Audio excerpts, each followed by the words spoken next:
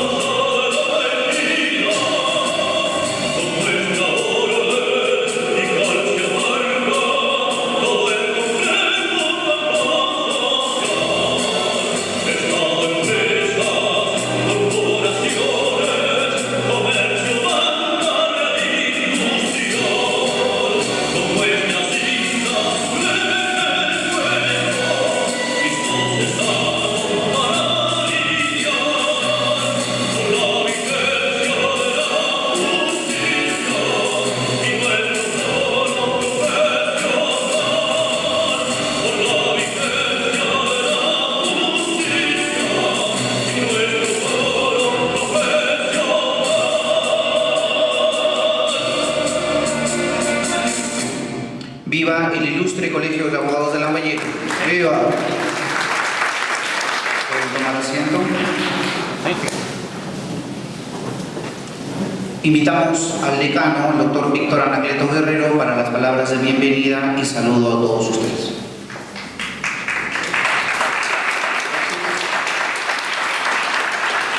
Señor miembro del Consejo Directivo, doctor Francisco Rojas Rodríguez, expositor de esta noche, estimados colegas, dignos alumnos, público presente. Para el colegio siempre es una satisfacción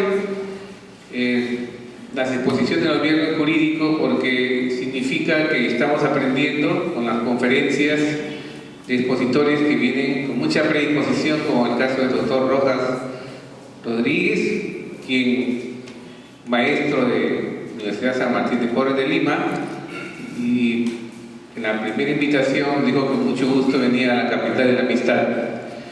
El colegio en realidad va a cumplir siempre con todo el año los viernes jurídicos, excepciones de los días feriados, y también decirles que vamos a celebrar todas las efemérides del colegio, y mañana estamos celebrando el Día del Padre. A todos los abogados acá presentes pedimos que nos acompañen en el quinto piso para pasar momento de sano esparcimiento. Decirles también que la semana del día 7, domingo 7, va a haber, por los 91 años de nuestro colegio, vamos a desfilar, va a haber el campeonato fulbito, van a haber conferencias con expositores como el doctor Aníbal Torres, el doctor Chanamé Orbe, y va a haber también una sesión solemne y una cena de gala. Decirles también pues que agradecerles por su presencia, porque son siempre los abogados que vienen todos los viernes, y los alumnos, que me agrada que estén, porque la vida es un aprendizaje y siempre estamos para aprender con las exposiciones, y más expositores de nivel. Voy a pedir a nuestro maestro de ceremonias que lea la hoja de vida de nuestro expositor. Muchísimas gracias.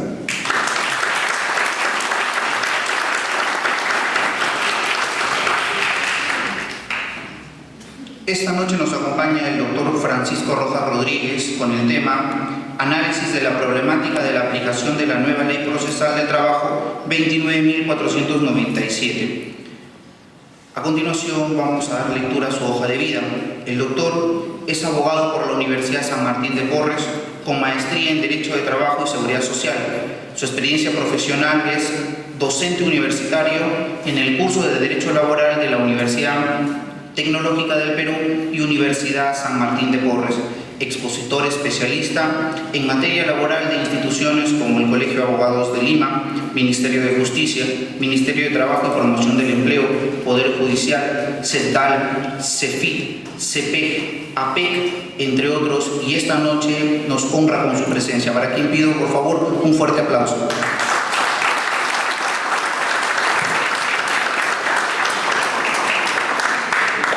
Invitamos al doctor Francisco Rojas para que pueda dar inicio con su exposición. Bueno, en primer término, ante todo, buenas noches al público presente. Agradezco la oportunidad brindada al Colegio de Abogados de Lambayeque por la oportunidad de poder estar el día de hoy en este conversatorio sobre la nueva Ley Procesal del Trabajo.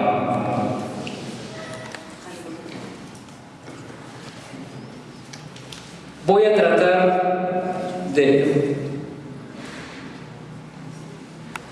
tratar de tocar los aspectos más importantes en relación con la problemática de la nueva Ley Procesal del Trabajo.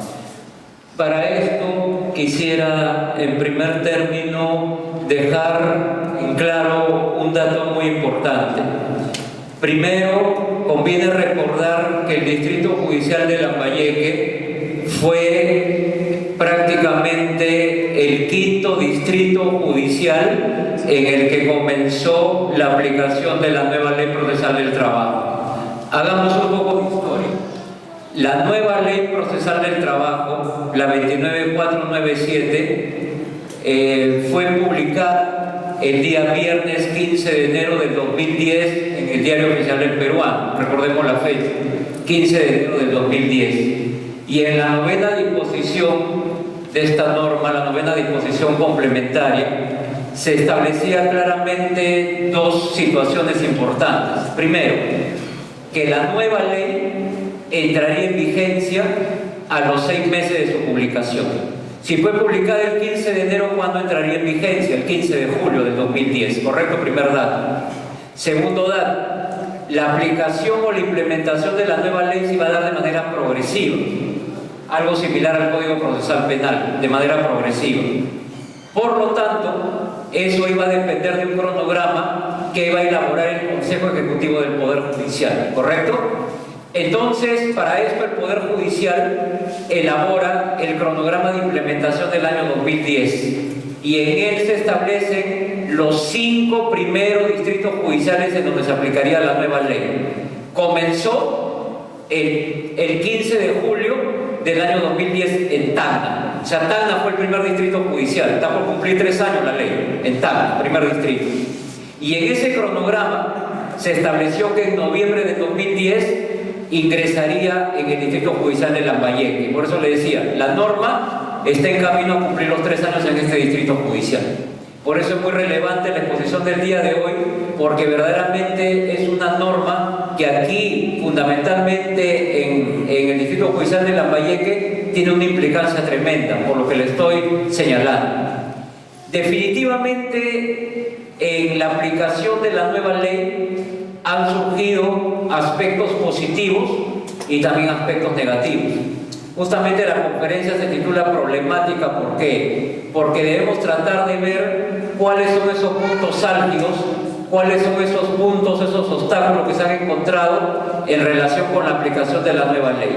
Pero también vamos a aprovechar para tratar de afianzar o de redimensionar aquellos puntos que han sido positivos y que son relevantes por la aplicación oportuna, positiva y eficaz en torno a la nueva ley procesal del trabajo. Entonces, para esto vamos a partir de lo siguiente: recordar cuál fue el motivo que impulsó la necesidad de una nueva ley procesal del trabajo. Hagamos un poco de memoria, demos una mirada retrospectiva. Antes de la nueva ley procesal del trabajo, la 29497, la ley anterior era la ley 26636. De repente muchos abogados lo conocen por la aplicación o porque han litigado con esta norma, la ley 26636. ¿Cuál era el gran problema de la ley 26636? No lo digo yo, lo dice la comisión que se formó para redactar el proyecto de la nueva ley procesal del trabajo. Conviene recordar como dato relevante, porque estamos justamente en el Distrito Judicial de Lambayeque, que a quien se le considere el artífice, el autor, prácticamente el promotor de la nueva ley, es al doctor Mario Pasco Cosmópolis. Recordemos que en febrero de 2008, el doctor Mario Pasco Cosmópolis era entonces ministro de Trabajo y Promoción del Empleo, y por propia iniciativa forma una comisión para la elaboración de una nueva ley procesal del trabajo. Esta comisión estuvo conformada por el doctor Paul Paredes, catedrático de la Universidad Católica, laboralista, por el doctor Giovanni Priori, procesalista de la Universidad Católica, como académicos, por el doctor Luis Binatea Recoba, socio del estudio Toyama, también otro connotado profesor de la Católica, y desde el punto de vista de los magistrados, integró esa comisión el actual vocal titular de la Corte Suprema, el doctor Javier Arévalo Vélez. Entonces miren la conformación de esta comisión. Pero lo importante es que esta comisión se formó a partir de una suerte de gestión propia del doctor Mario Pasco.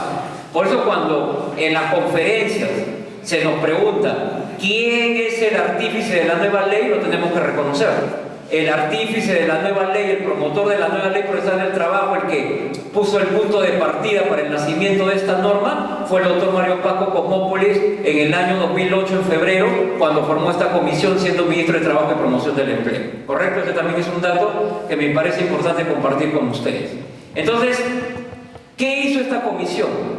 ¿Por qué el doctor Mario Pasco tuvo ese ímpetu porque se dé una nueva ley procesal? Por una razón muy sencilla. Fíjense las estadísticas terribles con la ley anterior. Bajo la ley 26636, un proceso laboral sencillo, el más sencillo de todos, tardaba en ser resuelto entre 4 a 5 años. Lo más sencillo, lo más simple. El rango de solución, 4 a 5 años. Si la dificultad del proceso crecía en cierta manera, el rango era entre 8 a 10 años. Y si el proceso era mucho más complejo, mucho más árido, el proceso podía tener una duración de hasta 15 años o más. Por eso en alguna oportunidad, cuando se hizo la presentación ante el Ministerio de Justicia por parte de los miembros de la comisión, uno de los miembros de la comisión dijo, quizás en tono sarcástico, era como que el trabajador presentaba la demanda y su hijo, su nieto recibía la notificación de la sentencia, en alusión a la demora o al tardío en la duración del proceso laboral. Entonces, definitivamente la ley 26636 era una norma que se caía de madura, tenía que desaparecer y tenía que darse una nueva normatividad. ¿Cuáles son las razones por las cuales esta norma en su aplicación hizo que el proceso demorara tanto, o sea, le tardara tanto, o sea, seguir un paso cansino, un paso tan lento? Quizás la mayoría está de acuerdo en que el talón de Aquiles de la ley 26636, o sea, la ley anterior que estamos comentando, a la nueva ley, fue indudablemente el principio bajo el cual estuvo inspirado. ¿Cuál fue el principio que inspiró a la ley 26636? la escrituralidad, o como se llama modernamente la escrituridad, o sea, un proceso netamente escrito, ¿correcto? Sin embargo, yo quiero hacer una salvedad, aprovechando que el señor decano, el doctor Anacleto, y quien les habla, acaba de cumplir, prácticamente está por cumplir 17 años como docente universitario.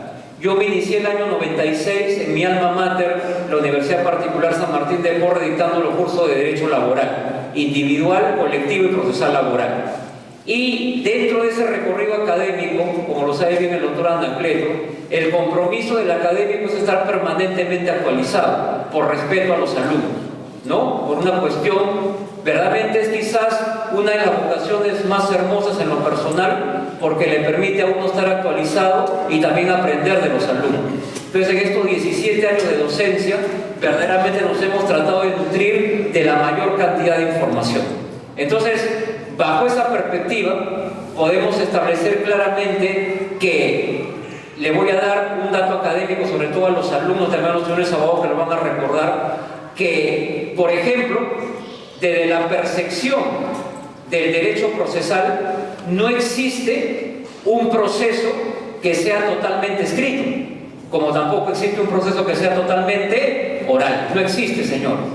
¿Quién es el que estableció este criterio? Y que he citado por varios autores, por varios procesalistas. El famoso procesalista, de repente alguno lo ha escuchado, Mauro Capelletti. Mauro Capelletti decía que siempre en todo proceso es como un híbrido. Se da lo escrito y se da lo oral. Pero ¿qué es lo que va a caracterizar ese proceso? Cuando prima lo escrito, será un proceso escrito. Y cuando prima lo oral, será un proceso oral. Pero para que todo no quede en la teoría y demostrarlo de manera práctica, lo voy a hacer de manera práctica. Acabo de decir que el proceso con la ley 26.636 era un proceso escrito, y por ser escrito era lento, ¿no? Ese era el gran problema, por eso demoraba tanto el proceso en ser sentenciado. Si revisamos la ley 26.636, a pesar de ser una norma por espíritu, por concepción escrita, sin embargo tiene rasgos de oralidad. Por ejemplo, en el tema, por ejemplo, de la actuación de la declaración de parte y de la testimonial, se hace de manera verbal. O por ejemplo también la posibilidad del alegato oral. Por lo tanto, tenemos rasgos de oralidad. Igual,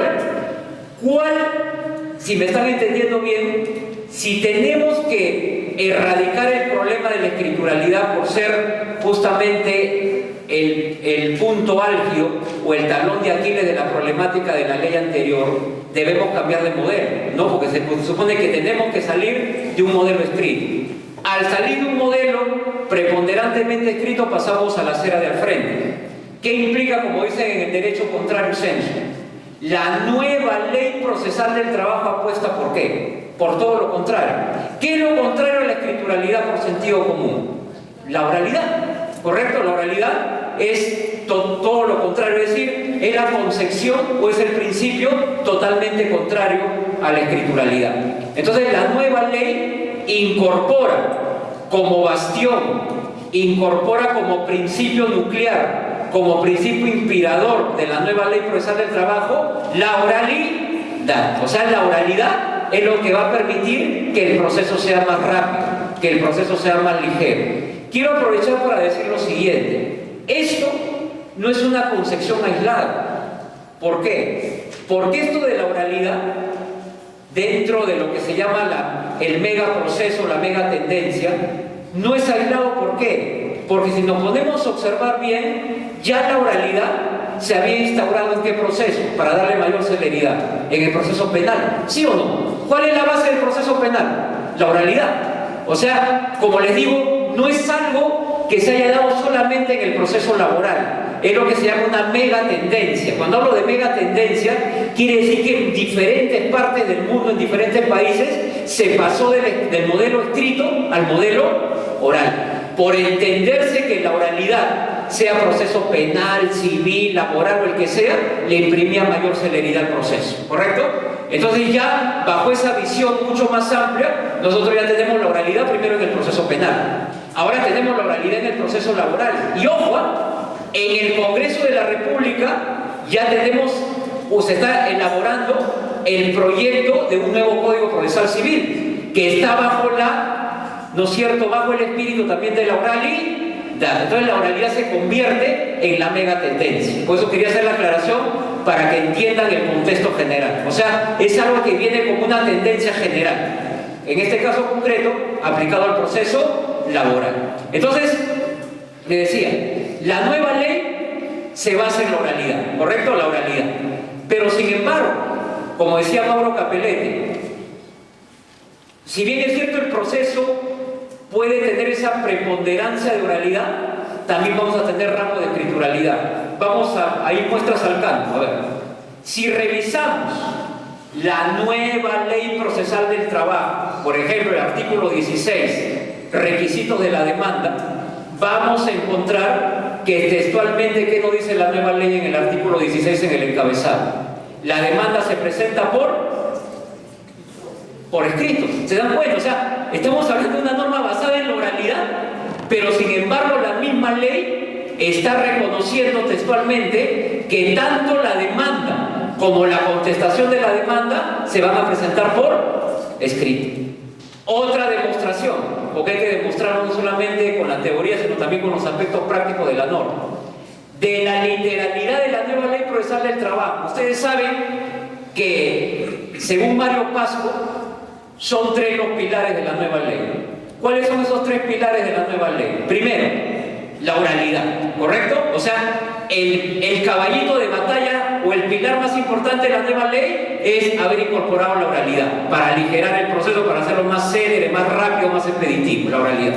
Segundo pilar, el desarrollo de la ciencia y la tecnología. Miren qué dato importante, ¿eh? El desarrollo de la ciencia y la tecnología. Ejemplos concretos. Con la nueva ley hablamos de la notificación electrónica. Vamos a utilizar una dirección electrónica. Podemos hablar en cierta manera de un expediente, en cierta manera electrónico en algún punto. Y también hablamos de las grabaciones en audio y video, porque la audiencia de juzgamiento se graba en audio y video. Entonces vemos el desarrollo de la ciencia y la tecnología. Y el tercer pilar, ¿cuál es? Las mayores facultades que se le dan al magistrado. Con la nueva ley el magistrado tiene mayores atribuciones, tiene mayores facultades. Entonces, bajo esa concepción, hay que recordar que la nueva ley señala que la audiencia de juzgamiento se graba en audio y video. Yo quiero hacer una precisión. Dentro de la nueva ley hay un proceso que es el proceso tipo, que es el proceso ordinario laboral. El proceso ordinario laboral tiene 2 audiencias, ¿correcto? 2 audiencias. Una primera audiencia que es una audiencia de conciliación. Si fracasa esa audiencia, pasamos a la audiencia de juzgamiento, ¿correcto? Si ustedes revisan bien la norma, porque está literalmente expuesto de esa manera, la audiencia de conciliación no se graba. Por favor, eso que quede claro, creo que está completamente acreditado. No se graba la audiencia de conciliación. ¿Cuál es la única audiencia que se graba? Solamente se graba la audiencia de juzgamiento. Pero a pesar de ello, si revisamos el texto de la nueva ley le señala al juez que muy independientemente de la grabación en audio y video, levante un acta de los aspectos más importantes de la audiencia. Entonces, cuando la norma nos habla de levantar un acta, ¿de qué nos está hablando? ¿Un acta cómo se levanta? Por escrito. Entonces ahí son muestras de que, a pesar que estamos hablando de la oralidad, son muestras que, ¿no es cierto?, que tienen rasgos de escrituralidad, ¿correcto? Ahora, ¿qué autores peruanos, para no hablar solamente de Mauro Capelletti, por ejemplo, mi profesor, uno siempre tiene que ser agradecido a nuestro catedrático de la universidad? Mi profesor fue el doctor Jorge Carrión Lugo, fue un connotado magistrado, especialista en Derecho Procesal Civil, que tiene una obra de varios tomos en Procesal Civil. Justamente el doctor Carrión Lugo también expone este punto. El doctor Jorge Carrión Lugo señala, pues, que no existe proceso químicamente puro escrito o químicamente puro oral. Siempre se va a dar de los dos, con preeminencia o predisposición de una de las dos, o la escrituralidad o la oralidad. Entonces, creo que podemos colegir acá una idea central. ¿Cuál es la idea central? Que hemos pasado de un modelo escrito de la ley anterior lento, ¿no?, con sentencias que demoraban tanto tiempo, hemos pasado al modelo de la oralidad, que nos va a permitir que un proceso mucho más rápido, un proceso mucho más expeditivo, un proceso mucho más célebre. Ahora, dentro de la concepción, porque esto es importante, ustedes saben que finalmente las leyes son edificaciones humanas, pero la virtud de que si la ley va a aplicarse ya de manera de per se ya en la praxis, eso va a depender de muchas situaciones, de muchas coyunturas. Entonces, por lo menos teóricamente, lo quiero decir de esa manera, para los autores de la nueva ley, ¿cuál era la propuesta? Si estamos hablando de procesos que, en el mejor de los casos, tardaban 4 o 5 años en ser sentenciados. ¿Cuál fue la propuesta de los que elaboraron la nueva ley? ¿Cuál fue la percepción? ¿Cuál fue la concepción? Ellos, teóricamente, diseñaron un modelo para que el proceso laboral tarde a lo sumo en ser resuelto solamente 6 meses. ¿Correcto? O sea, pasar de un modelo de 4 a 5 años a un modelo de solamente 6 meses de duración. ¿Ok? 6 meses de duración. Pero acá quiero hacer una precisión porque es importante. Por eso estamos aquí y me parece muy interesante este conversatorio, porque lo que tenemos que hacer es ver la concepción.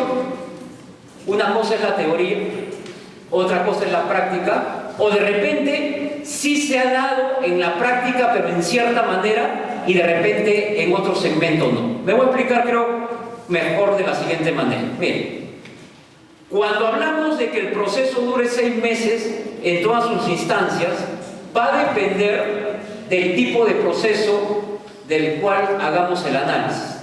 Yo les voy a poner un ejemplo totalmente sencillo. A ver, esto nos va a interesar para analizar este punto y para ver, porque ojo, yo vengo de Lima. En Lima la ley ¿desde cuándo está vigente?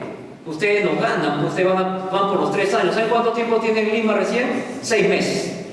5 de noviembre. O sea, prácticamente unos 6-7 meses. O sea, estamos todavía, como se dice en Lima, recién comenzando. Más bien, nosotros aprendemos más de distritos judiciales como ustedes, que tienen más casuística, tienen más riqueza por el tiempo que están aplicando la norma. Pero quiero que me entiendan algo. Verdaderamente esto de los 6 meses hay que tomarlo con pinzas. ¿Por qué? Porque va a depender del tipo de proceso. ¿Estamos? Para esto voy a darles un dato importante, a ver, para el análisis y para ver justamente el tema de la problemática. Miren, con la ley anterior, y voy a tocar aquí un aspecto positivo, con la ley anterior, con la ley 26636, cuando uno planteaba o tenía que plantear una demanda, sea ante el juez de paz letrado o ante el juez especializado de trabajo laboral, uno tenía que trabajar sobre lo que la ley establecía, el tema de la cuantía, ¿no es cierto? Recuerdan que con la ley anterior el tema de la cuantía era 10 unidades de referencia procesal. ¿Lo recuerdan? 10. Es decir, si por ejemplo yo como trabajador se me debía adeudos laborales, pago de beneficios sociales, hasta 10 URPs, mi demanda, ¿dónde tenía que direccionar? ¿Dónde tenía que plantear mi demanda? ¿Ante el juez de paz? Letrado, ¿correcto? ¿Cuánto está actualmente la URP? ¿La URP actualmente cuánto está? ¿Quién lo recuerda? ¿Cuánto? ¿300? Muy bien, correcto, estamos actualizados, muy bien, perfecto. Entonces, quiere decir, traduciendo en números, ¿no?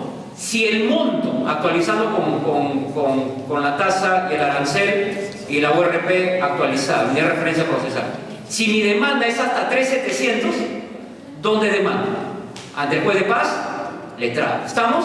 Si mi demanda supera los 3.700, supongamos 4.000, 5.000, etcétera, ¿dónde demando? ¿Ante el juez? Especializado. Presten atención, eso era la regla con la ley anterior.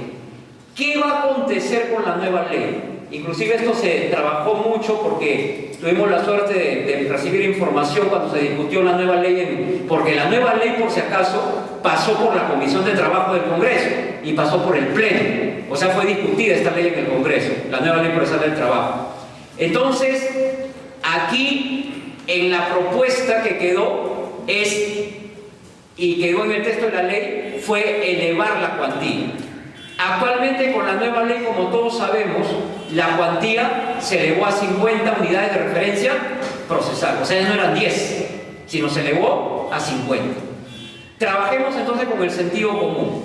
Si se eleva a 50 las unidades de referencia procesal, que son 18.000 soles y más, ¿no? Ya no estamos hablando de 3.700, sino de 18.000 y tantos, quiere decir, por sentido común, que las demandas de pago de beneficios, que son la mayor cantidad de demandas, por si acaso quiero recordar, que bajo los conflictos laborales que se judicializan, la mayor cantidad de demandas laborales versan sobre pago de beneficios sociales, ¿no? Me deben mi CTS, me deben mis vacaciones, vacaciones truncas, gratificaciones truncas, utilidades, horas extras, asignación familiar, o sea, generalmente son pagos de beneficios sociales, ¿no? Que es lo que más reclama el trabajador en las demandas laborales, como adeudo laboral.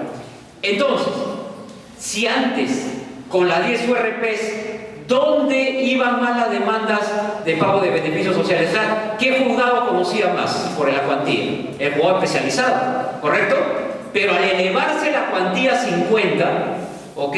Va a darse ahí un tema de vestir un santo para vestir a otro. ¿Por qué? Porque la mayor cantidad de demandas está demostrado por el equipo de implementación de la nueva ley, el ETI laboral, que ha hecho un seguimiento. Tengo ese dato por el doctor Omar Toledo, de quien tengo amistad y es uno de los miembros del equipo de implementación de la nueva ley.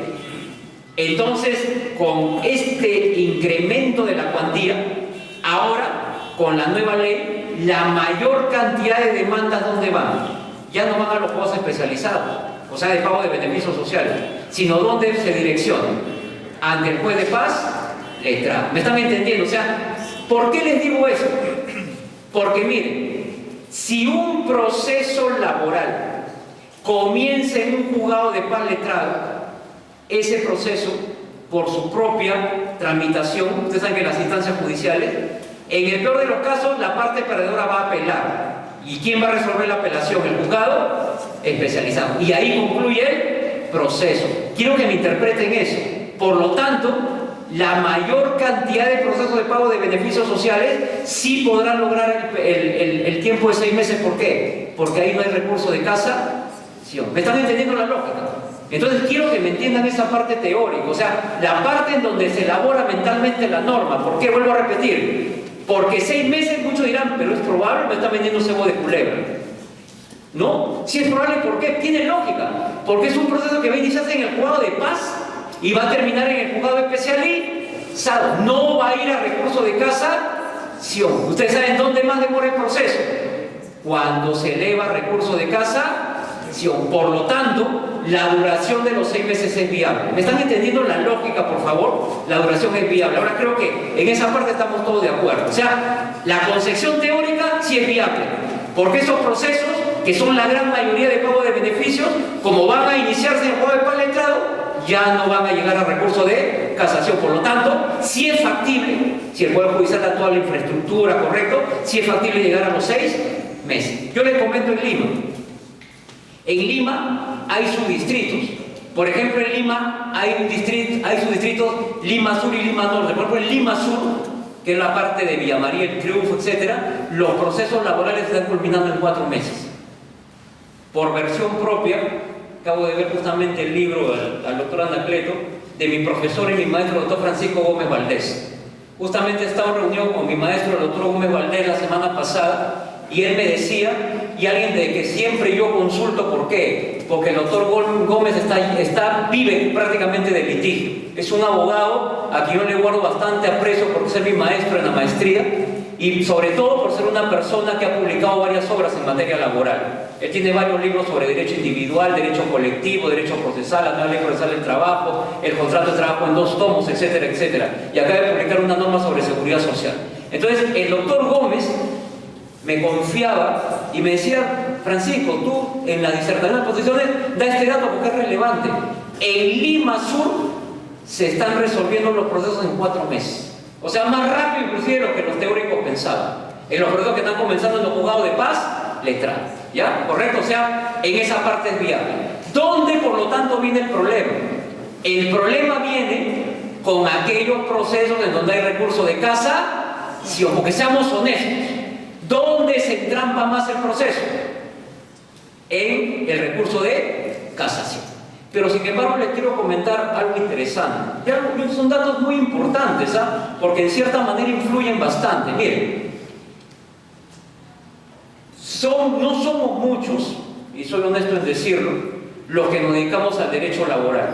Por ejemplo, yo admiro al doctor Anacleto porque uno puede tener la maestría en Derecho del Trabajo y Seguridad Social, pero yo les digo algo, la mayor cantidad de laboralistas no les gusta el tema de seguridad social, seamos sinceros. Aunque parezca increíble, se lo digo al doctor Anacleto, hay varias universidades en Lima que han tenido que dejar en su malla curricular, de dejar de dictar el curso de seguridad social y previsional, porque no encontró catedrático. Es increíble, ¿eh? Porque el tema previsional, la mayoría se les pone la piel de gallina, sin alusiones a fútbol, a nada, ¿correcto? Se le pone la piel de gallina, ¿correcto? Entonces, la mayoría como que le siente cierto temor al derecho a la seguridad social, al derecho previsional, al derecho pensional, ¿correcto? Ahora, como dice mi maestro el doctor Fernando Elías Mantero, el director de la unidad de posgrado de la Universidad Particular San Martín de Porres, el derecho laboral es tan amplio que al más versado, al más advertido en la materia se le puede ir algún tema. O sea, el derecho laboral es amplísimo, señores. Tiene una amplitud impresionante. Por eso el gran reto de los magistrados con la nueva ley. Pues con la nueva ley tienen que conocer una serie de temas, involucrarse en una serie de temas. Entonces, el aspecto que yo le decía era el siguiente, ¿no? Entonces, ¿dónde viene el problema? En el tema del recurso de casación. Sin embargo, aquí hay un dato interesante. Vuelvo a repetir. Hasta hace 2 años, o hasta hace año y medio, en la Corte Suprema no existía, ojo, Corte Suprema, no existía ni un solo vocal titular especializado en laboral. Todos eran civilistas, penalistas. Ustedes saben ¿cuál es la sala que resuelve las casaciones en materia laboral? La Sala de Derecho Constitucional y Social de la Corte Suprema, no tiene esa competencia. Entonces hay una sala, aparte de la civil, la penal, existe la Sala de Derecho Constitucional y Social, que es la que resuelve las casaciones en materia laboral. En el último concurso para vocales supremos, de hace año y medio, postularon cerca de 80. Y eso es una gran felicidad para los que dedicamos al derecho laboral. Los 2 vocales supremos titulares que fueron elegidos fueron laboralistas. Miren qué interesante. O sea, ahora sí tenemos vocales titulares especializados en laboral. ¿Correcto? Vocales titulares especializados en lo laboral. Justamente uno de ellos es el doctor Javier Arévalo. ¿Ya? El doctor Javier Arévalo es uno de ellos. Entonces, ojo. Con este motivo, para cumplir con el tema del reto de la ley, ¿qué se ha hecho en la Corte Suprema hace un par de meses atrás? O hace 3 meses atrás. Ustedes saben que en la Corte Suprema existe una sala permanente y una sala transitoria. ¿Qué se ha hecho en la Corte Suprema, si recordamos? Hace 2 o 3 meses atrás. Se ha creado la segunda sala transitoria de Derecho Constitucional y Social presidida por el doctor Javier Arévalo. O sea, ¿cuántas salas en la Corte Suprema tenemos que van a ver las casaciones en lo laboral? 3, superando a lo civil y a lo penal. Es un dato importante, porque es una sala más que va a permitir que los procesos sean mucho más rápidos. Pero yo voy a ir al centro del punto, que no le hemos prestado atención. ¿Saben para mí qué es lo más importante y que no le hemos prestado de repente toda la atención debida? Hay un diseño en la nueva ley que hace que la casación de la nueva ley procesal sea completamente diferente a la del proceso civil y que permita que la casación no se utilice como una maniobra dilatoria. Porque seamos honestos, muchas veces en lo laboral las casaciones eran utilizadas por la ley anterior como una suerte de maniobra dilatoria, o sea, para dilatar el proceso. ¿Me dejo entender? O sea, la casación como para aletargar el proceso, para hacer que el proceso demore más, como una maniobra rusa del abogado, ¿ok? Si ustedes revisan bien la nueva ley, por favor, revisen este punto. La nueva ley tiene la siguiente concepción, y que muchos no le han prestado la atención debida. Revisen bien y van a ver que para la nueva ley, a diferencia del proceso civil, la casación, o sea, la interposición del recurso de casación, lo voy a decir enfáticamente, no suspende la ejecución del fallo. Miren qué dato interesante, revisen bien la nueva ley. Porque ¿qué sucede en el proceso civil? Yo interpongo la casación y se retiene el proceso. Entonces ahí viene la demora. No, con la nueva ley, por eso quiero que revisen bien el texto de la nueva ley. Con la nueva ley, señores, la casación no va a interferir la ejecución del fallo. Incluso si el empleador quisiera interponer la casación en pago de beneficios sociales que superan las 100 ORPs, tendría que colocar una fianza, ¿correcto? Para garantizar el pago de esos beneficios sociales. Miren qué interesante la concepción. Por eso le decía, y un dato mucho más interesante, el otro vocal supremo, me olvidé de mencionar su nombre, es el doctor Luis Acevedo Mena, el otro vocal titular. El doctor Luis Acevedo Mena, justamente en una conferencia dictada en Lima, en el Poder Judicial, porque también es miembro del ETI Laboral, que es esta comisión que monitorea la nueva ley, justamente se hizo una conferencia en Lima cuando llegaron las primeras casaciones con la nueva ley, ¿correcto? Porque finalmente la Corte Suprema es la última instancia. Entonces viene la casación después de la Libertad, de Lambayeque, de todos los distritos judiciales, no llegan a la Corte Suprema. Acá hay un dato interesante. Arequipa, el distrito judicial de Arequipa, por lo menos hasta unos 6 meses atrás, era el único distrito judicial en donde no se había interpuesto recurso de casación, porque los abogados habían sido honestos en decir, he perdido en buena ley, no quiero utilizar el recurso como una maniobra dilatoria, aparte que no me va a servir, porque igual se va a ejecutar la sentencia. ¿Se dan cuenta? Esa concepción es interesante, por eso le decía, ¿los 6 meses se pueden cumplir? Sí se pueden cumplir, ¿correcto? Claro, habrán excepciones, ¿no? Pero creo que con la creación de esta tercera sala, o sea, esta segunda sala transitoria, creo que podemos lograr la meta de aligerar el proceso laboral. Quizá de repente ya no va a estar pues en la casación 1 año, año y medio, de repente también va a ser quizás una menor cantidad de tiempo. Entonces quería hacer ese comentario porque hace positivo nuestra coyuntura que va de la mano con la propuesta de que verdaderamente la nueva ley cumpla su cometido, sobre todo en el cuello de botella que era el recurso de casación, ¿correcto? Que era el recurso de casación. Pues era importante establecer esta precisión para poder, ¿no es cierto?, entender cómo vamos a aligerar el proceso con la nueva ley. Un dato importante, que me parece importante, creo que los abogados que están aquí, los señores estudiantes, que es muy gratificante estar con ellos porque uno quisiera estar nuevamente, retroceder el tiempo y volver a ser estudiante en las aulas universitarias para recibir las enseñanzas de nuestros profesores. Hay un tema que yo lo voy a resaltar y que para mí me parece positivo, que es el siguiente. Cuando se elaboró la nueva ley, se pensó fundamentalmente en tratar de respetar el tema de la especialización. ¿Por qué digo eso? Porque ustedes saben que es imposible conocer todo el derecho. O sea, nadie puede conocer pues derecho penal, civil, laboral, sería imposible, ¿no? Es imposible, salvo porque sea una mente ilustre, una mente privilegiada, ¿no?, de otro planeta de repente, porque alguien no creo que domine penal, civil, derecho intergaláctico, derecho ecológico, no creo. No creo que haya una cabeza que lo pueda hacer. Por lo tanto, la especialización. Ojo, la especialización es básica.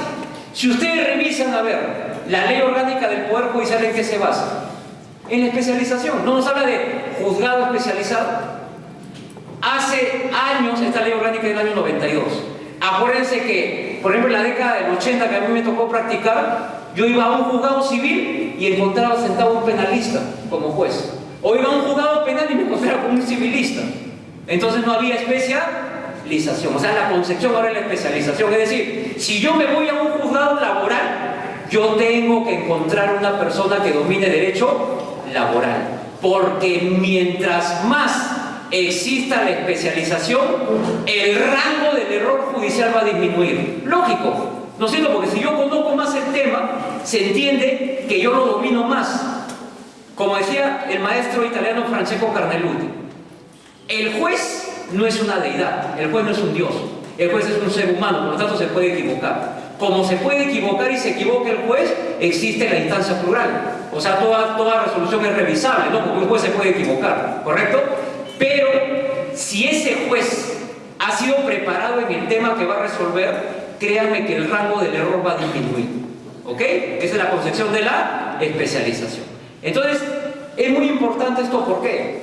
Porque la nueva ley lo que ha hecho es desarrollar algo que me imagino que ustedes ya lo tienen presente aquí y que es muy importante recalcar como un aspecto positivo. La implementación de los juzgados de paz letrados laborales. Ojo, miren, ¿ah? ¿Por qué? Ustedes recordarán, y en Lima lo hemos visto, ¿no? Cuando uno iba a un juzgado de paz, para comenzar, el juez de paz no es un juez especializado.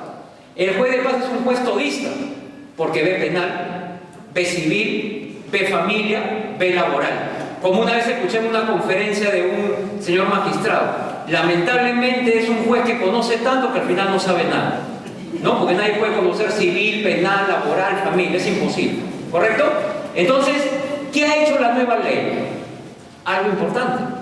Ha revitalizado el tema de la especialización, porque miren, nos está hablando de un juzgado de paz letrado laboral, esa palabrita. O sea, especializa la justicia de paz, ¿me entienden? Ese quizás es uno de los puntos positivos de la nueva ley. O sea, ese juez que va a estar ahí para resolver las causas laborales va a ser una persona versada en materia laboral. Seamos honestos, yo lo he vivido como estudiante. Yo me acuerdo que cuando estudiaba en la universidad, mis compañeros no entraban al curso de Derecho Laboral. No les gustaba. Todos entraban a todos los cursos de Derecho Laboral, no entra tú, cópiame la clase, y la mayoría hacía turismo. ¿Correcto? No, era un curso un poco atractivo. Hay muchas razones, ¿eh? Hay muchas razones. Yo voy a dar una que es muy interesante. Miren, que la voy a recoger del doctor Carlos Blancas, un connotado laboralista y constitucionalista. El doctor Carlos Blancas, ¿qué dice? Dice, el penalista tiene su código penal, ahí está todo. El civilista tiene su código civil, ahí está todo. El laboralista, ¿hay código? Dice el doctor Blancas que el laboralista es un arqueólogo del derecho, porque tiene que buscar las leyes. Porque no hay código, pues no tenemos código de trabajo. No tenemos, señores, código de trabajo. Somos uno de los pocos países de América Latina que no tiene código de trabajo. Entonces, como dice el doctor Mario Pasco, la normatividad laboral está descuartizada.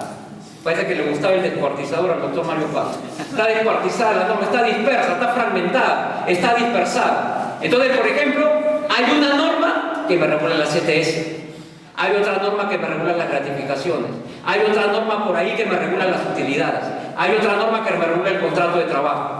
¿No? O sea, cada institución está dispersa, está fragmentada, no tenemos un código de trabajo. Y lamentablemente la Ley General de Trabajo, desde el año 2003, acaba de cumplir 10 años, sigue durmiendo el sueño de los justos en el Congreso de la República. ¿Correcto? Y yo lo veo a este paso muy difícil que llegue a vislumbrarse una aprobación de la Ley General de Trabajo, que sería la única manera de codificar la legislación laboral. Entonces a la mayoría no le gusta, pues, ¿no? Por eso el derecho laboral, quizás por eso, porque las normas están dispersas, ¿no? Entonces hay que ser como un arqueólogo, como dice el doctor Carlos Blanco. Entonces, frente a esa problemática, ¿cuál era el problema? Cuando uno iba a un juzgado de paz, porque es una herencia de las aulas universitarias. Cuando iba uno a un juzgado de paz, como el juez era todista, tiene 3 anaqueles. En un anaquel tiene sus expedientes civiles, abiertos de par en par. En otro anaquel tiene sus expedientes penales, abiertos de par en par. En otro anaquel tiene los expedientes laborales que está lacrado, como un sarcófago. Preferible si no los ve. Por eso en la práctica, y esto es reiterativo no solamente en Lima, sino en todos los distritos judiciales, la gran mayoría de jueces de paz no les gustaba resolver los procesos laborales. Seamos sinceros. Y eso lo hemos visto en Lima con los mismos jueces de paz, en alguna conferencia de la Corte Superior.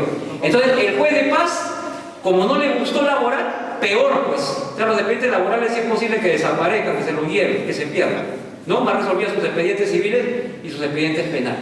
Con esa herencia, los que elaboraron la nueva ley apostaron por la judicatura especializada.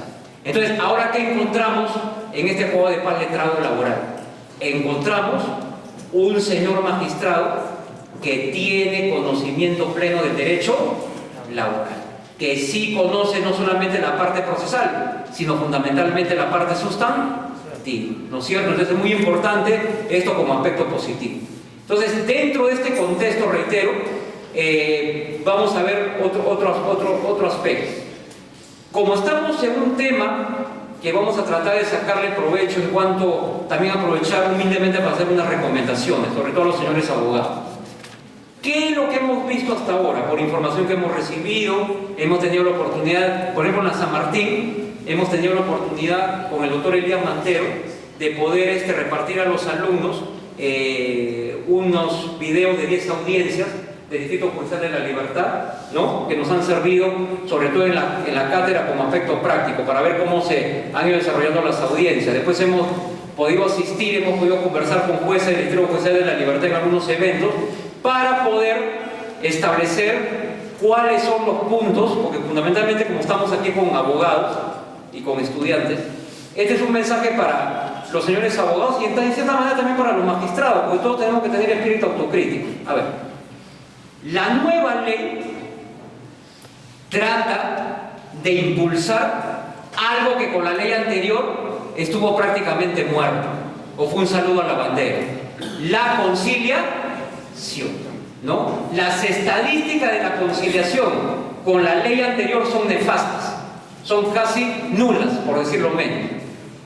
Por ejemplo, con la nueva ley procesal del trabajo, el 60% de los procesos laborales contra empresas privadas en Tacna se han resuelto vía audiencia de conciliación. El 60% en Tacna, señores, miren qué dato interesante. El 60% con empresas privadas, ¿no? Los conflictos con la nueva ley se han resuelto en la audiencia de conciliación. Entonces, ¿qué significa eso? Significa el mensaje tanto para el magistrado como para los abogados.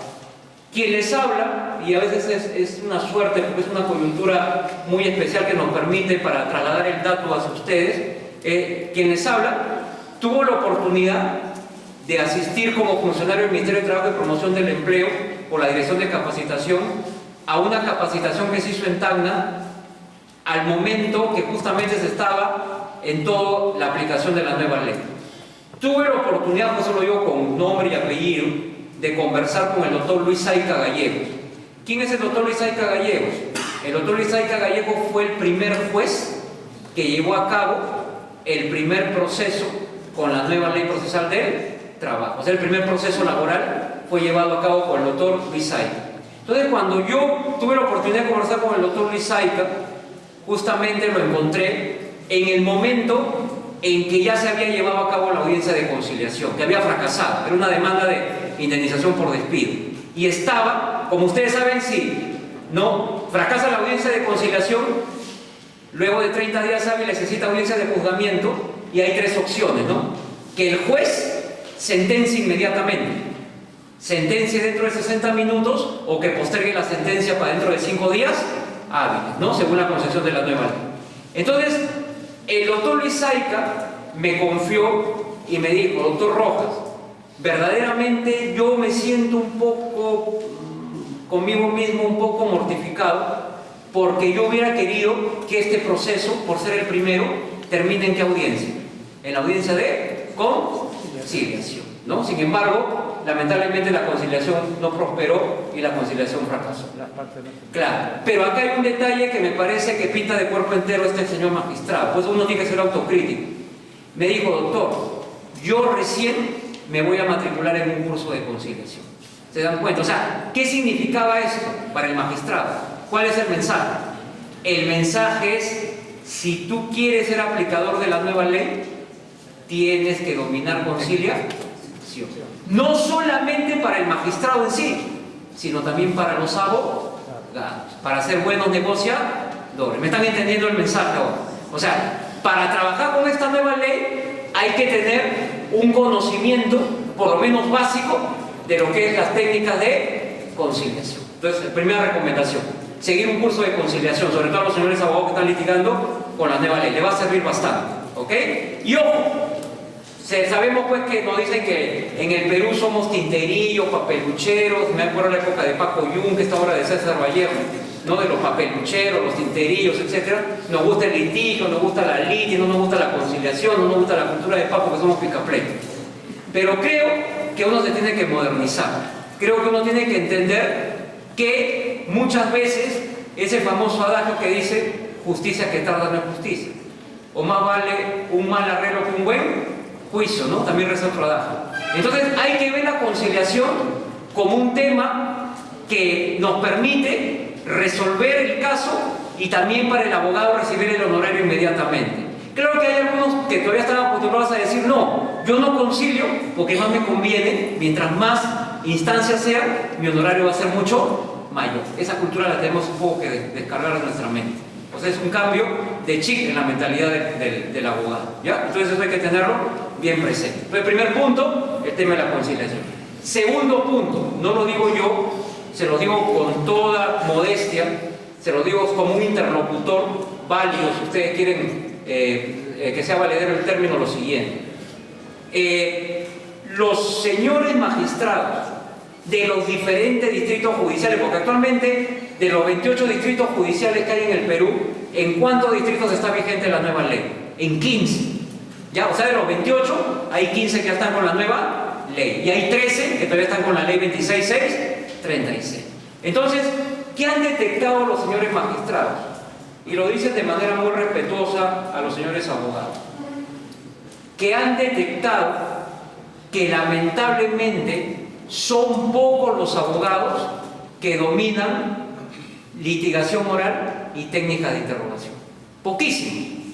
O sea, como dijo una vez el doctor Toyama en una conferencia, verdaderamente aquí lo que hay que hacer es que el abogado que defienda con la nueva ley sepa estructurar una teoría del caso, ¿correcto? Creo que lo que dominan penal aquí me van a entender mejor, porque eso se maneja en penal, ¿no? La teoría del caso, el tema del interrogatorio, contrainterrogatorio, lo que es técnica de litigación oral y técnicas de interrogatorio. Señores abogados, traten de matricularse en un curso en donde les enseñen toda esa estructura.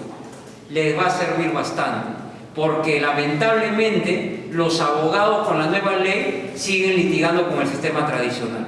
No saben lamentablemente ni estructurar una teoría del caso, y es un gran drama. Lo dicen los mismos magistrados, ¿sabes? Con bastante pena. O sea, por ejemplo, uno de los vocales de La Libertad dice, del 100% de procesos que yo tengo, de los abogados que vienen a mi juzgado, solamente el 5% me ha preparado una buena teoría del caso, ¿no es cierto? Me ha preparado todo, se ve que domina el tema, el 95% sencillamente no me ha estructurado una buena defensa. Y ustedes saben que de eso depende el éxito del patrocinio con la nueva ley procesal del trabajo. Entonces es un tema ya dirigido a los señores abogados para que se preparen por favor en ese tema. Ahora, también yo les quiero ser honesto, porque esto es muy interesante. En el tema de técnica de interrogatorio o litigación oral, ¿hay en el Perú especialistas en ese tema en materia laboral? La respuesta es no. Si ustedes revisan, por ejemplo, los artículos de Mario Pasco, ¿no? Mario Pasco, en Soluciones Laborales, en Gaceta Jurídica, él al momento que desarrolla la oralidad, prácticamente transcribe los textos de qué tratadistas, los especialistas en procesal penal, ¿ok? Los especialistas en procesal penal. Para ir inclusive a un ejemplo mucho más claro lo que quiero decir, los que dominan penal y están presentes aquí saben que uno de los mejores profesores en materia de litigación y técnica de interrogatorio es el doctor José Neira Flores. De repente alguno lo ha escuchado. José Neira, ¿no? El doctor José Neira, que es el que más domina el tema de litigación oral en lo penal.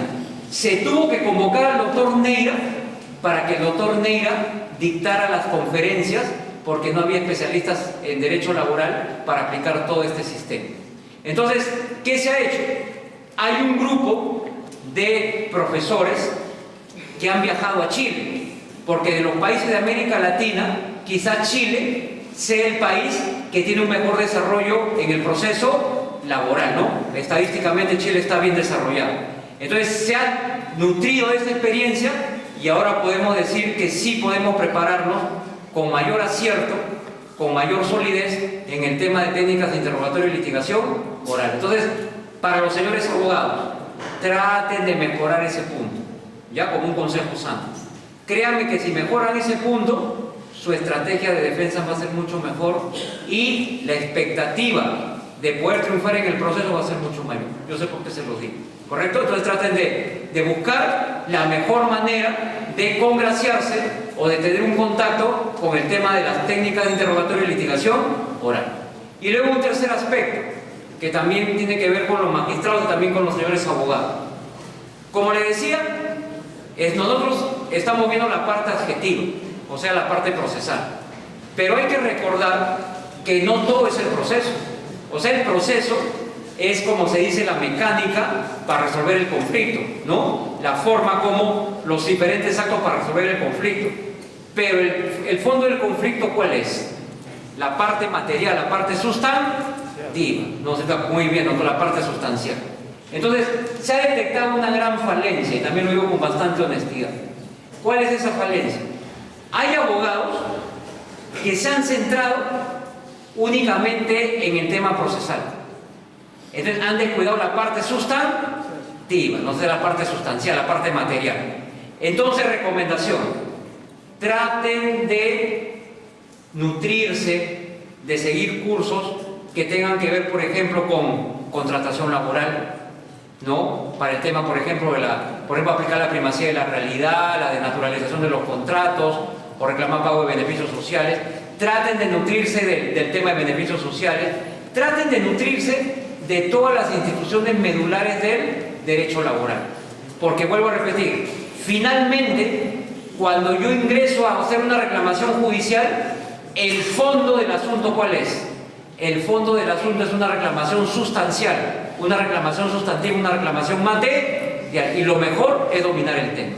Se lo digo porque en Lima se está detectando que hay muchos abogados que plantean mal, por ejemplo, sus demandas. Porque, por ejemplo, para que vean la riqueza del derecho laboral, por ejemplo, si ustedes van a patrocinar a un trabajador del hogar, a una trabajadora del hogar, tienen que conocer la legislación, ¿no? A un obrero de construcción civil, a un trabajador minero, ¿no? Entonces, hay regímenes laborales especiales, o un trabajador de la micro y la pequeña empresa, ¿no? Me comentaba el otro día una doctora de un juego de pal letrado de Lima, que le habían planteado una demanda, un trabajador de una microempresa, y le estaba reclamando, y enfáticamente lo decía el abogado, le presentó un escrito como de 20 páginas, y le reclamaba y le incidía a la doctora que por favor están atentando contra el derecho de subsistencia de sus patrocinados, un derecho alimenticio, el derecho laboral, ¿no? Los beneficios sociales, las remuneraciones, etc. Y le pedía enfáticamente, a lo largo de las 20 páginas, que cumplan con pagarle a su patrocinado las CTS y las gratificaciones. Señores, según la ley de la microempresa, un trabajador de la microempresa no tiene derecho ni a CTS ni a gratificación. Qué vergüenza para el abogado. ¿Sí o no? ¿Se me están entendiendo? Porque está reclamando algo que no corresponde a esa legislación. Entonces, eso es muy importante. Por eso les digo, es muy importante dominar la parte sustantiva, porque la parte sustantiva tiene bastante riqueza. Vuelvo a repetir, no solamente tenemos el régimen laboral común, que es la 728, sino tenemos regímenes especiales, ¿no? Una cosa son los trabajadores pesqueros, el trabajador de construcción civil, el trabajador minero, el artista. Hay más de una treintena de legislación laboral especial. Hasta los peluqueros tienen su propia legislación, ¿no? Entonces, verdaderamente hay que tener en cuenta bien. Por ejemplo, tenemos la ley del intérprete, artista y ejecutante. Tienen una legislación especial los artistas. Entonces, todo eso hay que conocerlo bien para poder entablar una demanda correcta y no pasar la vergüenza que acabo de señalar. ¿Correcto? Entonces, es muy importante, por eso, conocer el marco sustancial, el marco sustantivo, el marco material de la legislación laboral. Ese es un buen mensaje que lo estoy diciendo, ¿no es cierto?, de buena intención, ¿no? Con el ánimo de mejorar la defensa y con el ánimo de tener mayor éxito al momento de plantear sus pretensiones en materia laboral. ¿Correcto? Entonces, un poco para resumir este último punto. ¿Cuáles serían los 3 aspectos para mí neurálgicos para todo abogado? Dominar conciliación. ¿Correcto? Conciliación. Dominar litigación oral y técnicas de interrogatorio. Porque acuérdense que en el interrogatorio, acuérdense que con la nueva ley no hay pliego interrogatorio. El interrogatorio es verbal.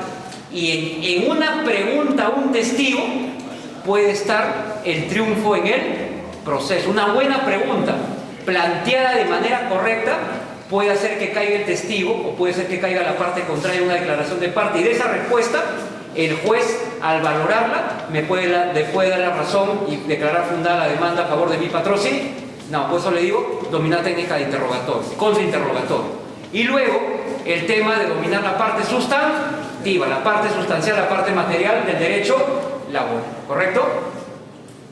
¿Cómo estamos de tiempo? ¿No hay problema? Ah, ya. Se me pasan la voz porque menos mal que no hay partido hoy día. Aunque lo de la 1 deben estar acá. Ya. Porque hoy día juega la U a las 8, ¿no? A lo mejor no le digo porque ahorita se pudo. Entonces, miren, dentro de esa perspectiva, recordar estos tres aspectos. Eso es muy importante este conversatorio, porque ya de qué me vale a mí explicar el proceso si eso ya ustedes lo conocen por demás. Aquí venimos a ver los aspectos, por eso la problemática. ¿Cuál es la problemática? Haberse detectado que los abogados no saben nada de conciliación, cuando la conciliación le va a servir para poder culminar con el proceso. Y les digo algo más, con la nueva ley se acabaron los abogados todistas. O sea, el abogado que litigue con la nueva ley va a tener que ser un abogado que se va a congraciar con el derecho laboral. Por lo tanto, el margen o el marco de su defensa va a estar fundamentalmente en el proceso laboral. Entonces, si yo logro conciliar por la magnitud, es algo importante, lo dicen los abogados con experiencia como el doctor Gómez Valdés, por la magnitud de este proceso, o sea, por la forma como yo con esta nueva ley me tengo que entregar a mi expediente, aquí se acabó la improvisación.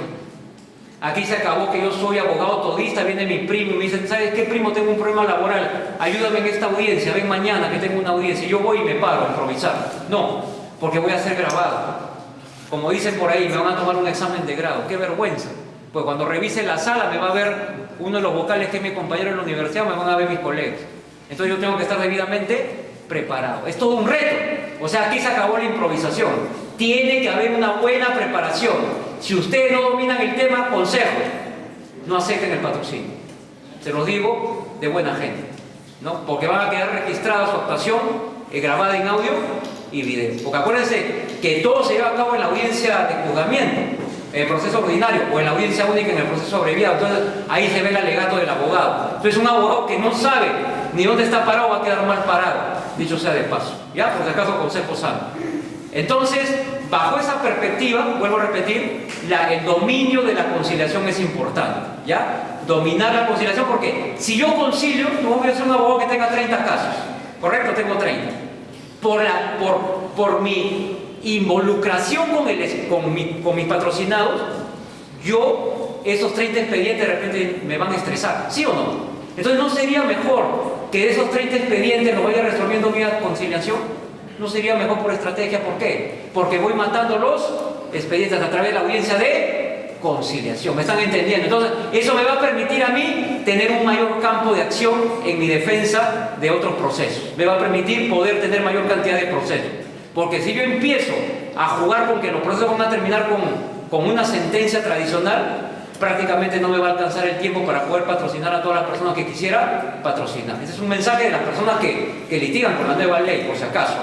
Y luego reiterar el tema de la litigación oral, la técnica interrogatoria y finalmente el dominio de la parte sustancial o la parte sustantiva. ¿Correcto? Perfecto. Luego, a ver, otro punto que en donde lo voy a tocar porque es un punto interesante. Miren, cuando se analizó la problemática de la demora de los procesos con la ley anterior, ¿se acuerdan que les comentaba la demora con la ley anterior? Quiero decirles algo enfáticamente. Del estudio que realizó la comisión se llegó a detectar un dato que me parece relevante. Ustedes saben que el Poder Judicial generalmente arguye o argumenta que la demora en los procesos se debe ¿a qué? A la carga procesal, ¿no? Eso lo hemos escuchado todo, la carga procesal. Que puede ser cierta, eso es verdad, ¿ok? La carga procesal.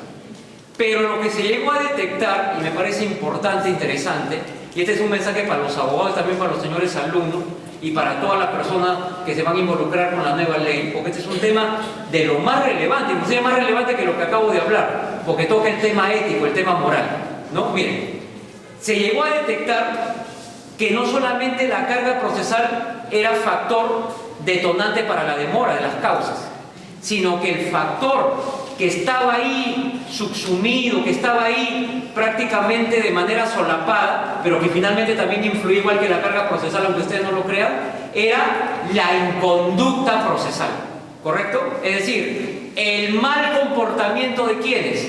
De los litigantes, de los abogados, ¿no? Y de todos los que intervenían de mala fe en el proceso. Por eso yo quiero recordarles algo. De repente, algunos lo recordarán, yo estudié en la universidad. Actualmente, como ustedes bien saben, tenemos una norma que es el Código Procesal Civil, ¿no? El Código Procesal Civil está por cumplir ¿cuántos años? ¿Quién nos recuerda? ¿Cuántos años?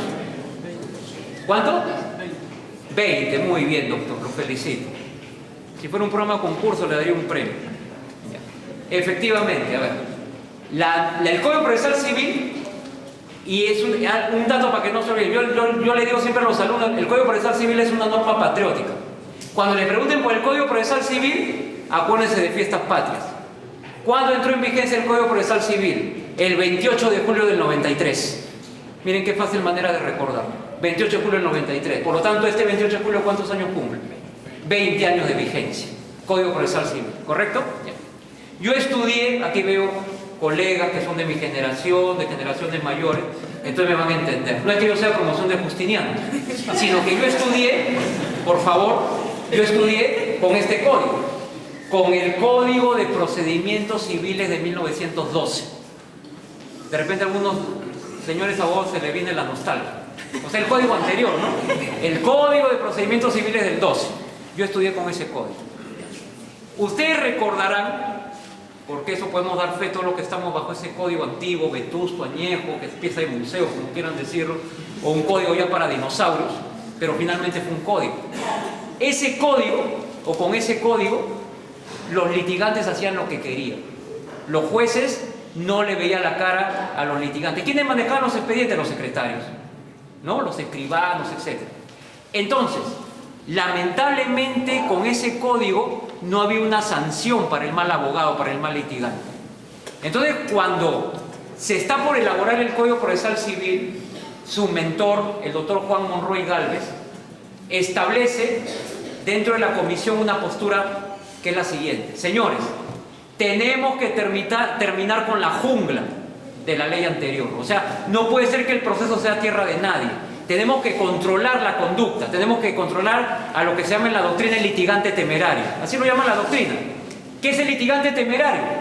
Aquel que actúa con temeridad, aquel que actúa con mala fe, aquel que le dan unas reglas de juego y rompe las reglas de juego, patea el tablero. ¿Me entienden? O sea, aquel que busca la maniobra, las argucias, las triquiñuelas, el papeluchero, etcétera, para poder, ¿no es cierto?, lograr su objetivo. Al maquiavélico del proceso. El fin justifica los medios, ¿no? Como decía Nicolás Maquiavelo en El Príncipe. Entonces, definitivamente ahí tenemos que ver esa situación. Entonces, ¿qué hizo el doctor Monroy? Algo que le debemos agradecer. Incorporó en la segunda parte del artículo 4 del título preliminar del Código Procesal Civil el principio de conducta procesal. ¿Qué significa este principio? Que todos los que intervienen en el proceso, demandante, demandado, sea justiciable, apoderados, representantes, incluso los abogados, ¿no? Los abogados, vamos a ser controlados en nuestra conducta.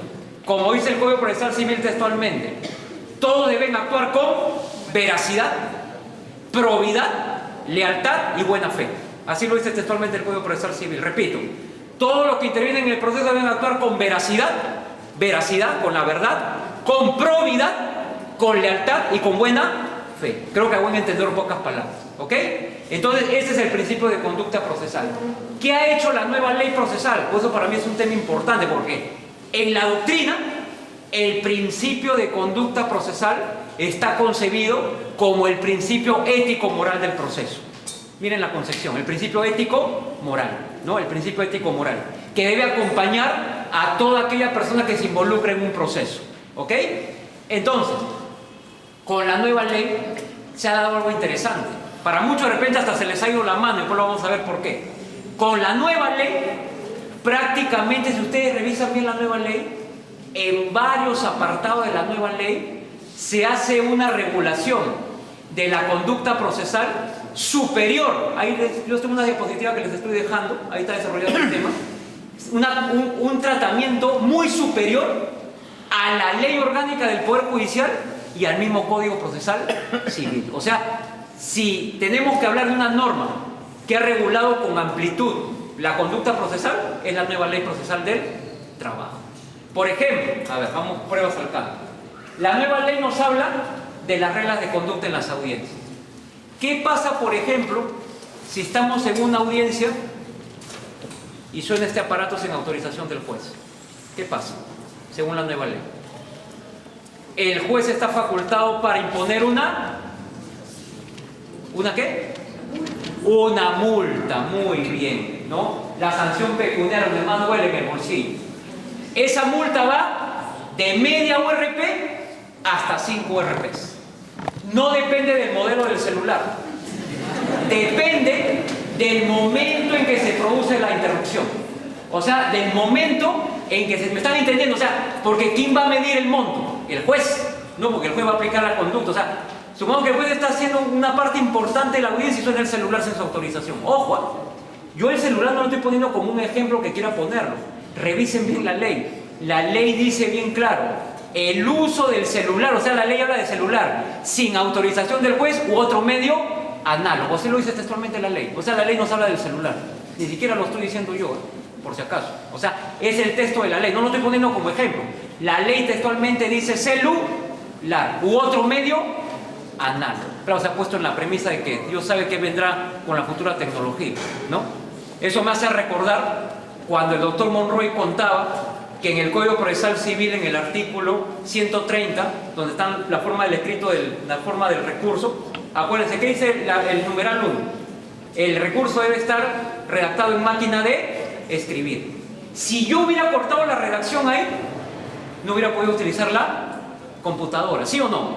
Entonces, ¿qué hicieron en el Código Procesal Civil en la comisión? Pusieron máquina de escribir u otro medio análogo, proyectándose al desarrollo de la tecnología. Muy importante. Entonces, bajo esa perspectiva, es muy importante tener en cuenta esa situación, ¿correcto?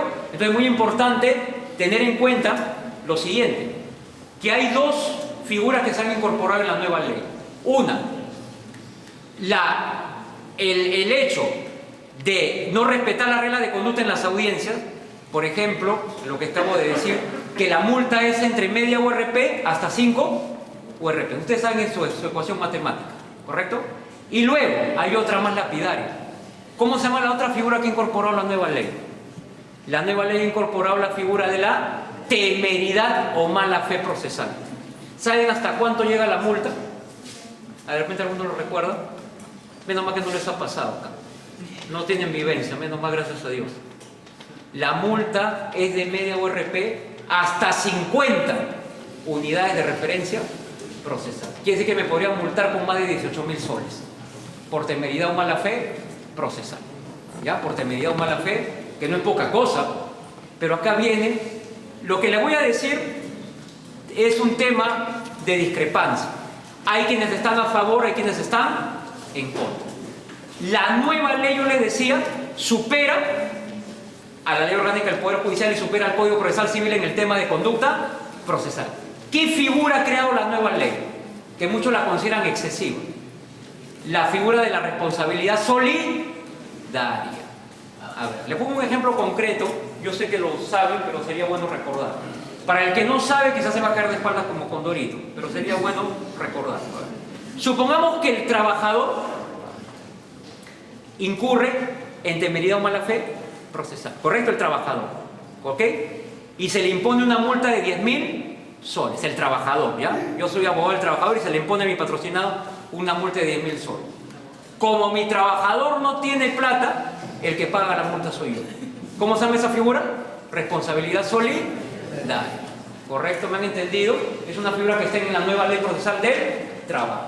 Lo que nos llama la atención, ¿no?, como dice el doctor Elías Mantero, es el hecho de que él cuestiona esta figura, porque la considera un exceso. Porque el abogado no es un padre de familia, O sea, el abogado no, pues, yo no ejerzo pues patria potestad, ni es mi hijo, ni estoy a expensa. Claro, como abogado me responsabilizo, pero ya pues no puede ser tan extremista la norma. Porque les pongo un ejemplo sencillo. A ver, supongamos que la demanda sea por 5.000 soles. Vamos a poner un ejemplo práctico, 5.000 soles. ¿Cuánto cobra de honorarios el abogado en un proceso laboral? Por lo menos la tabla de honorarios del Colegio de Abogados de Lima nos pone como techo el 20%. ¿Correcto? O sea, si la pretensión es 5.000 soles, ¿cuánto terminaría cobrando yo si tengo éxito en el proceso? 1.000, ¿no es cierto? ¿Correcto? El 20%. Entonces supongamos que a mi patrocinado lo multen con 10.000. ¿Me va a alcanzar el honorario siquiera para pagar algo de los 10.000? Algo cubriré, lo tendré que pagar en armadas. Entonces, vuelvo a repetir. Eso se llama responsabilidad solidaria. Y ojo, el prestador personal del servicio, porque así lo llama la nueva ley, que es el trabajador, está exonerado de la responsabilidad solidaria. O sea, voy al ejemplo concreto. Si a mí como abogado me ponen la multa, no se traslada al trabajador. Igual yo la tengo que pagar. ¿Correcto? O sea, por lo menos estoy muerto. ¿Ya? Entonces, responsabilidad solidaria. Revisen bien, por eso le digo el texto de la nueva ley, porque es una figura que puede tener sus objeciones, puede tener sus críticas en ese contexto. Ya se llama responsabilidad solidaria. Pero lo que estamos viendo, ¿qué cosa? ¿Cuál es el mensaje? Controlar la conducta de todos los que intervienen en el proceso. O sea, controlar, ¿no? Controlar la buena lid, controlar la buena actitud, controlar la buena fe. Es decir, controlar o evitar la deshonestidad, o evitar pues que las partes, los apoderados, los representantes, los mismos abogados litiguen por, ¿no es cierto?, por fuera de lo que son los cauces normales del proceso, ¿correcto? Entonces es muy importante la implementación del principio de conducta procesal, como un mecanismo ¿para qué? Como un mecanismo para lograr la transparencia del proceso. Y al lograr esa transparencia, ¿qué logramos?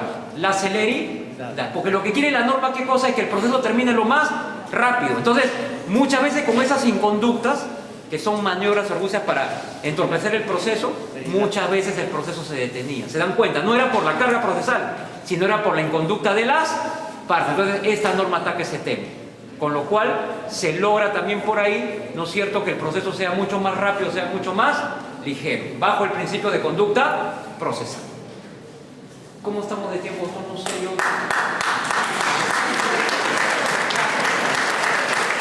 Señor proponente, una pregunta parecida a la precedente.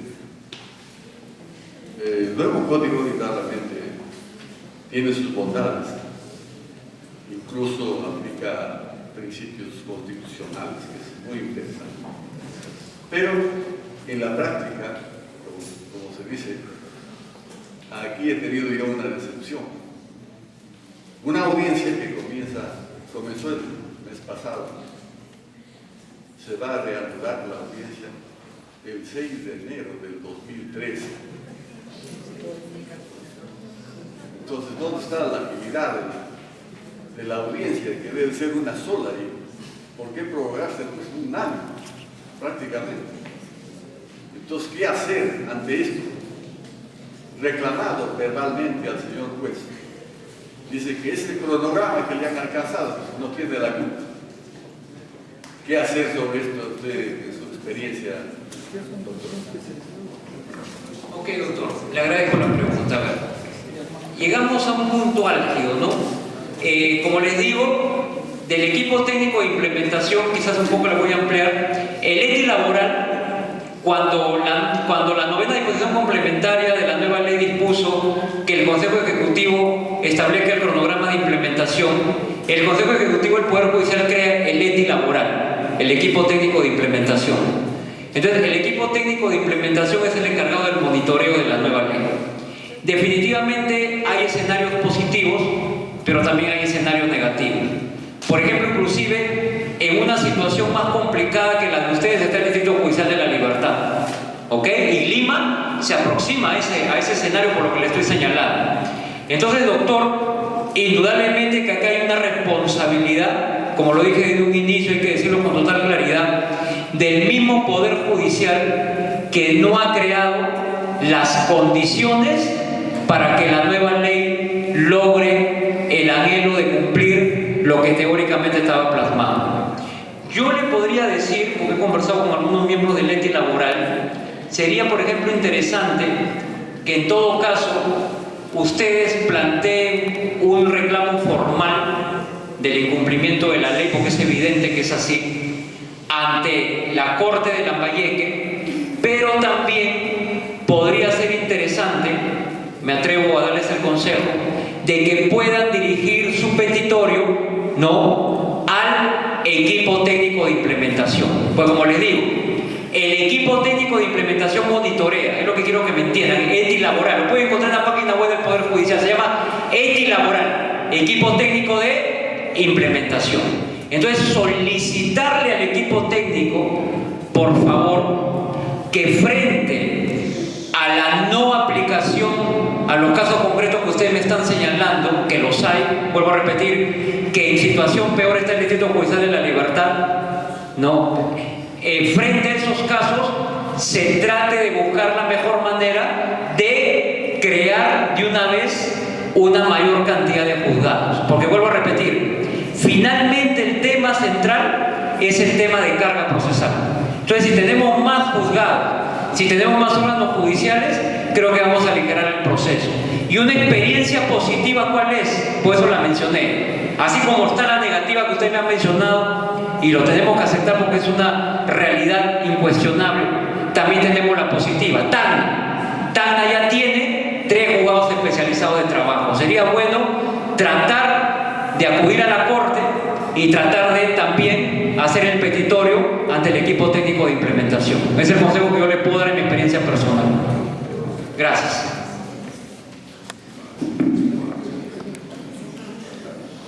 No habiendo más preguntas, brindémosles nuevamente un fuerte aplauso.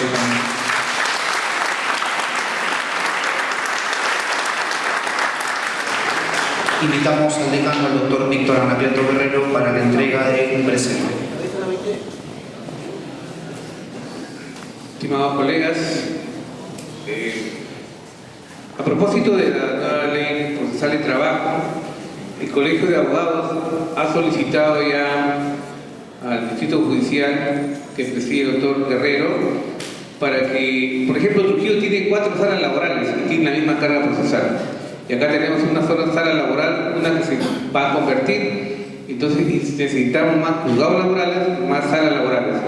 Eso ya lo hemos pedido y el doctor Guerrero viajaba a Lima justamente con las estadísticas del caso para la creación de nuevos juzgados laborales, pero eso depende del Consejo Ejecutivo del Poder Judicial. Ojalá que haya el éxito porque se necesita, porque las audiencias se están postergando, se están programando para marzo y febrero del próximo año. Entonces no tiene objeto la nueva ley con ese criterio que se está dando en este Distrito Judicial de Lambayeque. Y bueno, nos alegra que en Lima se esté dando con 4 o 6 meses, como dice el doctor. Ojalá que sea así a todo a nivel nacional. Bien, nosotros queremos agradecer al doctor Francisco Rojas Rodríguez, sobre todo por la predisposición de apoyar al Colegio de Abogados. Cuando le pedimos, con mucho gusto y mucha alegría nos dijo que nos iba a apoyar y siempre nos va a apoyar. Y por eso que el Colegio de Abogados va a darle 2 presentes, doctor Rojas, por su apoyo y que siempre nos visite por nuestras posiciones y sobre todo para motivar, sobre todo el tema de derecho laboral.